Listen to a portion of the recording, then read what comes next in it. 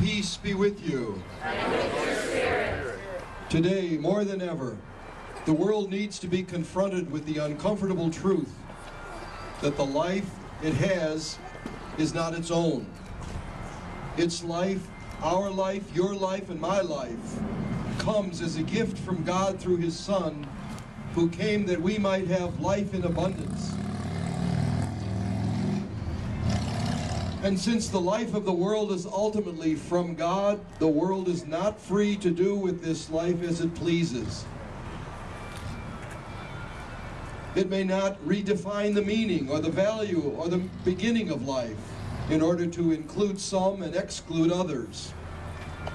It may not demean the true value of life by placing lesser values in opposition to it, so that the convenience or privacy of some might result in the deaths of the inconvenient other. It may not reduce the intrinsic and universal sanctity of life by placing any ideology above it, such that our lives might be considered inviolable if we hold the right ideology, but utterly vulnerable to those who may be outside the proper political party, economic class, or ethnic family.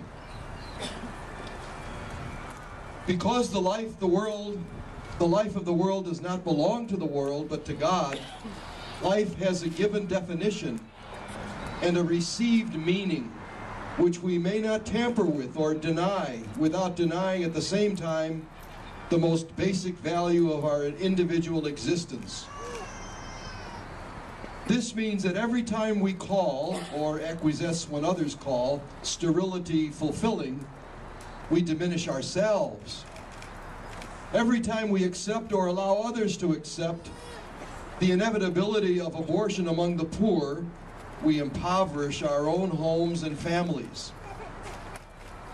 Every time we pretend or allow others to pretend that no one is hurt in legal abortions, or that being aborted is better than being unwanted, we begin a slow, seductive waltz with the most dangerous of all unrealities.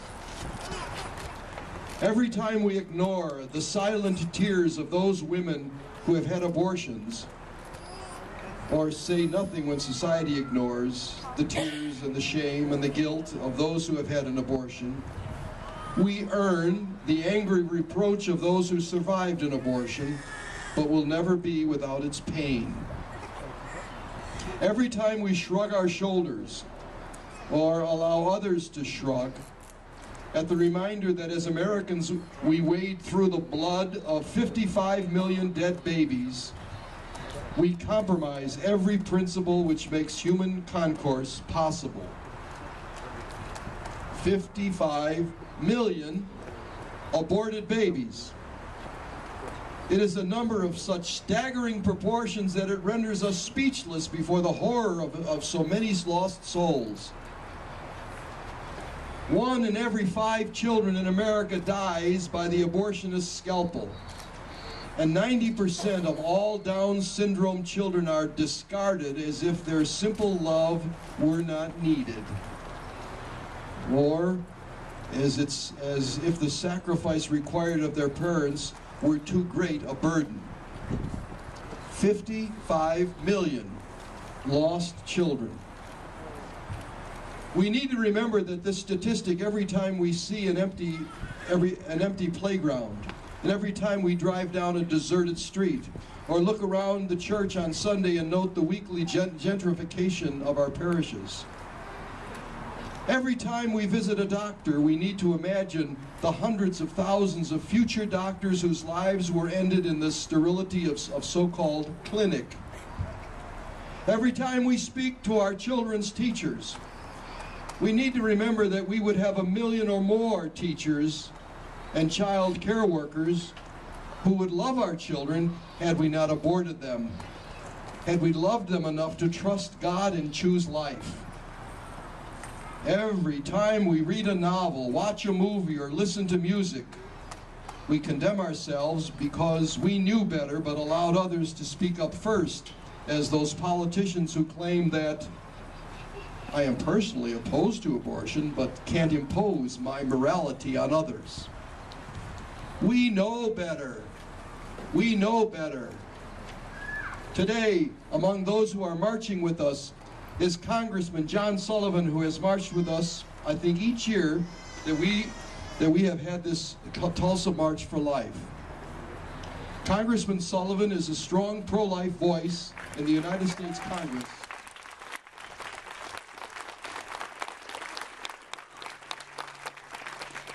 And I'm grateful that he's here. State Senator Brian Crane of Tulsa is also marching with us. Many of you know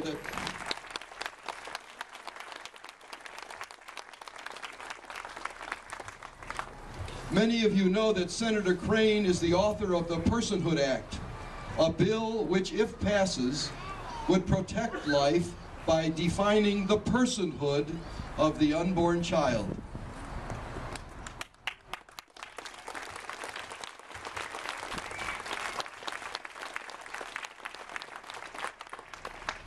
Once we get to Centennial Park today, you will have a chance to sign a petition in support of Senator Crane's bill, adding your signature to the thousands who have already signed it, adding your steps to the hundreds of thousands who march today, and your prayers to the hundreds of millions who pray every day for an end to abortion.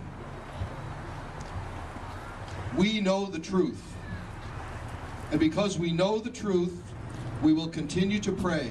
We will continue to protest at abortion clinics, and we will continue to march for life. We know that abortion kills life, and because we know this, we will continue to speak out against it every opportunity we get. We will not go away.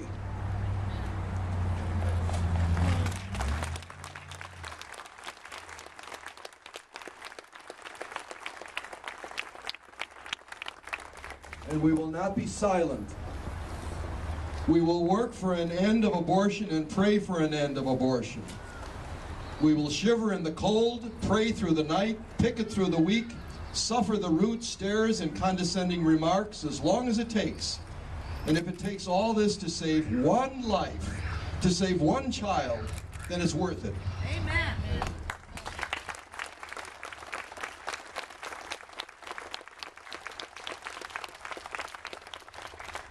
And when tomorrow comes, we'll do it all over again, and again, and again, until every child that is conceived is born, and every child that is born is loved and protected, and every child that is loved, can live in holiness and peace. So